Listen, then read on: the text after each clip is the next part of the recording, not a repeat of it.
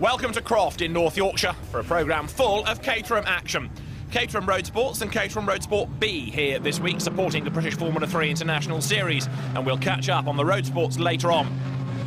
First though, the Caterham Road Sport B cars took to the track. The second race action coming up in a moment, but this is what happened in race one. As the cars made the run down towards the first corner, Raphael Fiorentino and Martin Figures were amongst those battling for the lead.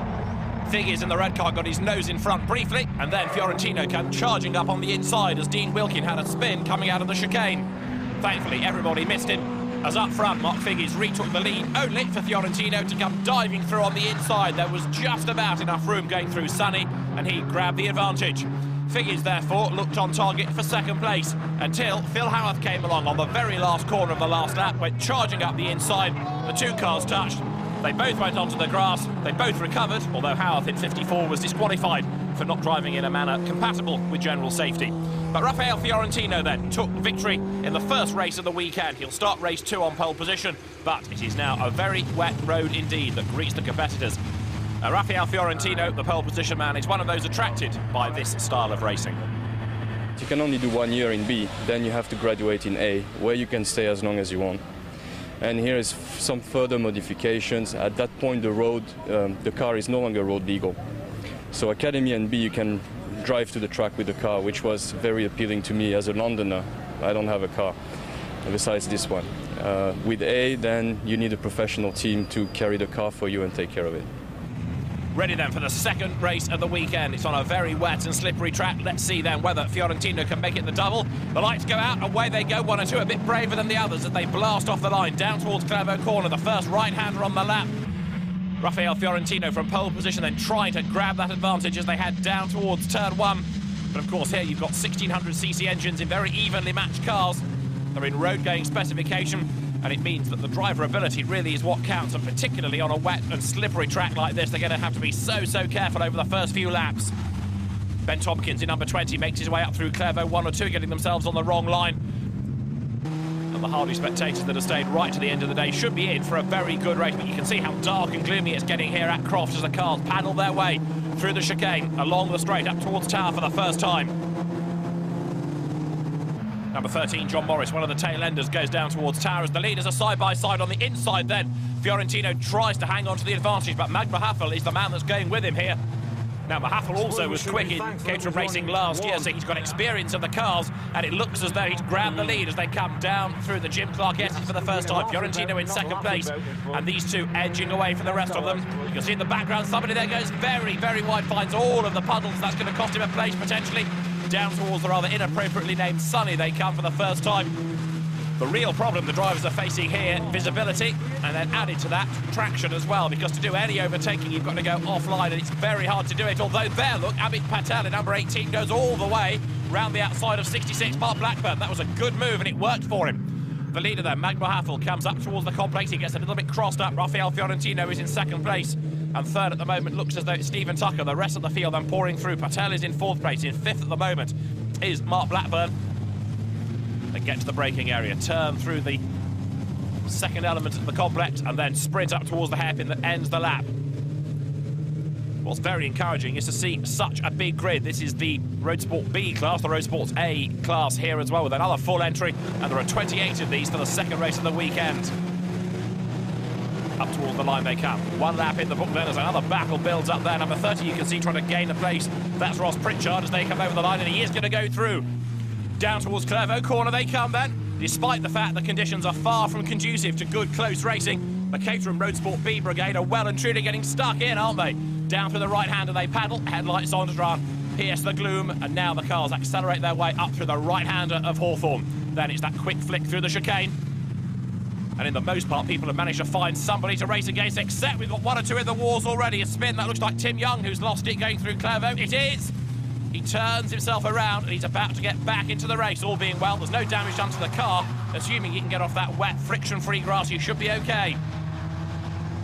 In the meantime, you've got another great little battle there building up, because number 2, squeezing through on the inside, Andrew Ball goes ahead of Phil Howarth. Now, Howarth, remember, is the man that got excluded from the first race of the weekend for that clash he had with Mark Figures. So he really does want to make sure he gets a good result here this weekend.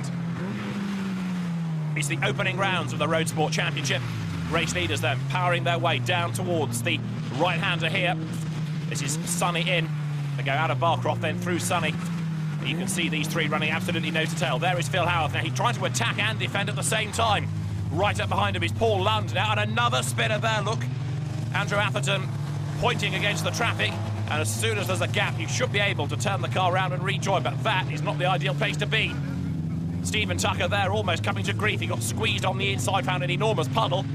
Open-top British sports cars are great on a sunny day. They're rather less inviting on a day like this. He can't yet, though, find a way past Raphael Fiorentino. Fiorentino, the winner of the first race, but he's losing touch now with Mag Mahaffel. Mahaffel is pulling away as the cars go over the line. Down now towards Clairvaux corner. For second place, it is Fiorentino then. With Tuck up behind him, you can see the car in the hands of Stephen Tucker. Down to the braking area for Clairvaux they come. Through the right-hander, back onto the power, and now up towards the right-hander that will loop them round. This brings them through Hawthorne onto the chicane. There's that quick right-left flick. Nose to tail, these two. In fourth position, trying to go with them now is Mark Figge, working his way up the order after his dramas in the first race of the weekend. But now, look, Tucker, number 76, he's probably close enough to think about having a go at the end of the straight here, assuming that he's confident in the amount of grip offline. Raphael Fiorentino tries to defend, and therefore, in order to get past him offline, would have to go Stephen Tucker. He can't do it. They turn their way through Tower, and now accelerate once again down towards the Jim Clark S's. And if anything, they're both being caught now by the charging Mark Figge in the red car there. It's going to be a three-way battle now for second place. Through they come, left and then right, down through the S's towards Barcroft. Bit of a twitch from Fiorentino, bit of a bigger twitch though there you can see from Tucker. That delays him, and up the inside is about to go Mark Figge. No. He looked as though he was going to make the move. Now he makes the move on the inside, going down towards Sunny. He's through on the inside, although the car very nearly skittles out a little bit wide. Heading up now towards the complex they go. Number 22 there, you can see Mark Figge trying to gain ground, as in the meantime, car number 69 is Mag Mahaffel, the race leader. In second place then, Raphael Fiorentino. It does not look as though he's going to be able to do the double. That said, he's not given up. Mahaffel has only got the hairpin to go, and a win beckons for him in this, the second round of the Motorsport News Caterham Road Sport B Championship. Out of the hairpin, he rather misses the apex there and runs out wide, but he's found the grip. Second and third are going to be nose to tail on the run up towards the line, but Mag Mahaffel then, he's going to win here in this rather shortened race because of the gloom and the conditions here at Croft. There's the checkered flag. Mahaffel wins. Second is Raphael Fiorentino, and third is Mark Figge. A better result than he had yesterday. But a delighted Mag Mahaffel then is the winner by over 3 seconds. Fiorentino and Figge round out the top three. Stephen Tucker fourth ahead of Amit Patel, and Mark Blackburn comes home in sixth position. Yeah, no, I was very happy to be able to get away at the start. So it's very slippy out there, and you don't want to be mixing it up with other cars. So it was easy for me from the front. It was mostly damage limitation. Mag was much faster than I could possibly be safely. So I opted to bring the car home, go home and make my wife happy that I'm in one piece and the car as well. So I think that was the right move. The problem at the start was I just could not see. The visibility was so poor, so I thought I'd let it settle down a bit, then make my way up. But I left it a bit too late to come through. But I was quite pleased with that in the end. An action from the Caterham Road Sports coming up right after the break.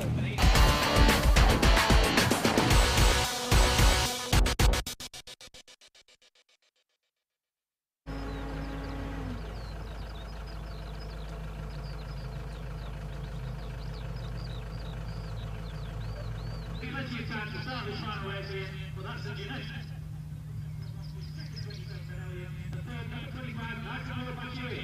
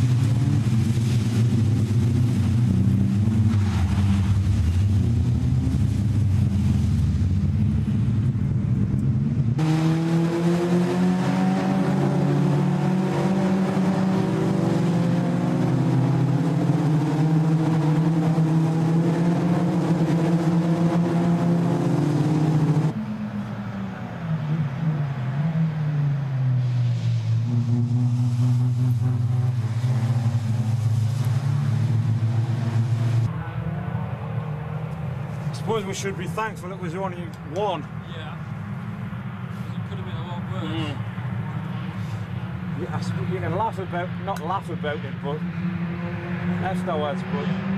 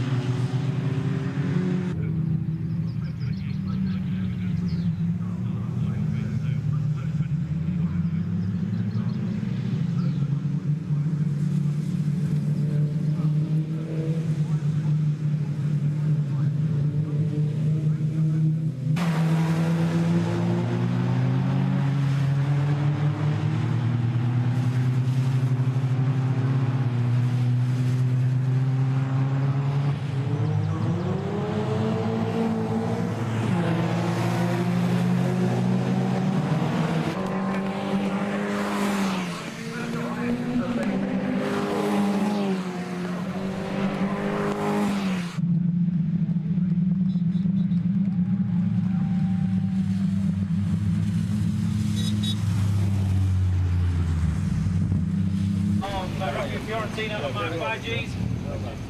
And he's on top of the podium this time. And the top three Mark 5Gs after that little contretemps with Phil Harrell yesterday. Good to see you back here in the car, looking a little bit better shape than it was yesterday, Mark. Second position to Raphael. And let's just grab a quick word with Magda Mahaffel. Jump on the podium. And then, Okay, Dave, off you go. Just nipped it there at the end. Yes, well, the problem at the start was I just could not see. The visibility was so poor, so I thought I'd let it settle down a bit, then make my way up. But I left it a bit too late to come through. But I was quite pleased with that in the end. So, A good result from the weekend? I think so. After yesterday, I was running second until the last corner, and then I got taken out. So, yeah, we can say that overall it's not a bad weekend. Well, brilliant, and congratulations. Thank you very much. A great result there for you in very difficult conditions.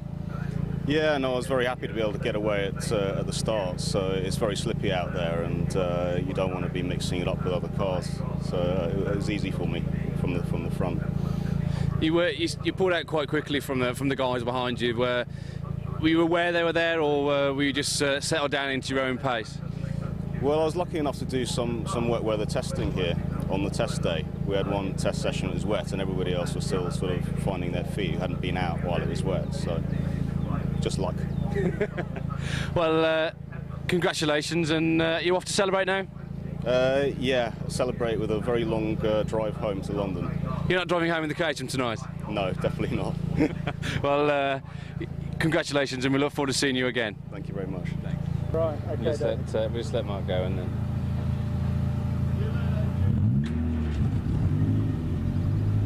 Okay, let's have a go. David again.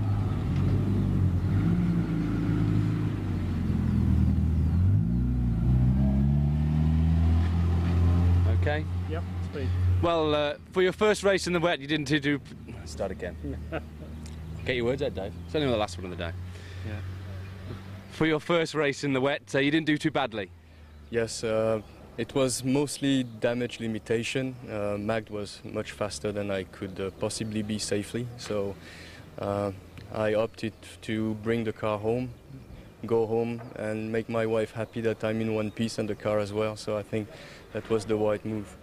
You're having a great battle there for quite some time with Mark. Did you have to make a mistake? No, I think again it was very fair, and we left each other room to do it if we could, and you know, got lucky that he almost made it but couldn't quite finish it. So I'm happy after what happened yesterday. I'm happy that he got the podium as well. We are off to Caterham next. Another circuit you haven't raced at? No, and so I'm booked for a track day, and hopefully it will be, you know, just as well. Well, congratulations on your weekend, and we look forward to seeing you again soon. Cheers. Thank you. Thank you.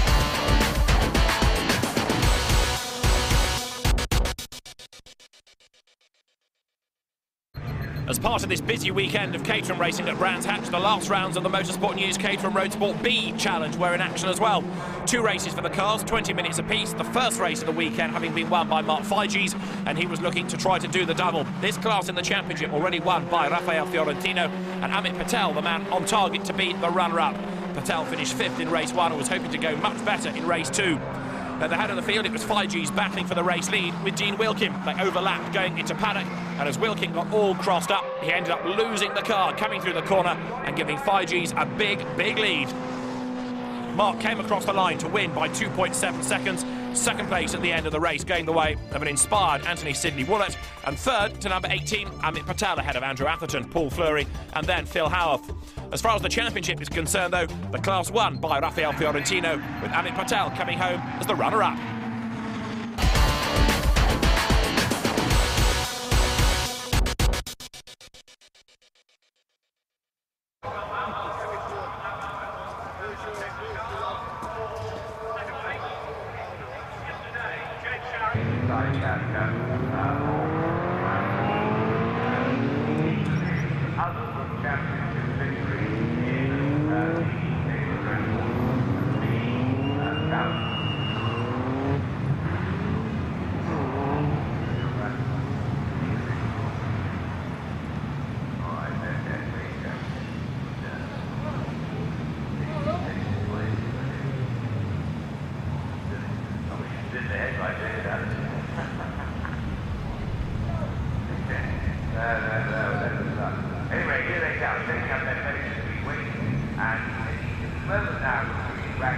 there it is.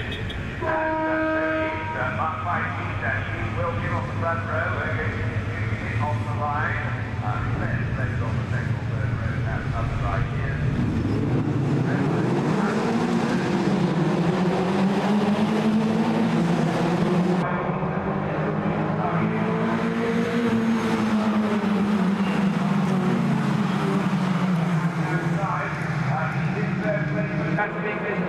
As they go up the hill, it looks to me as though Andrew Atkinson is there.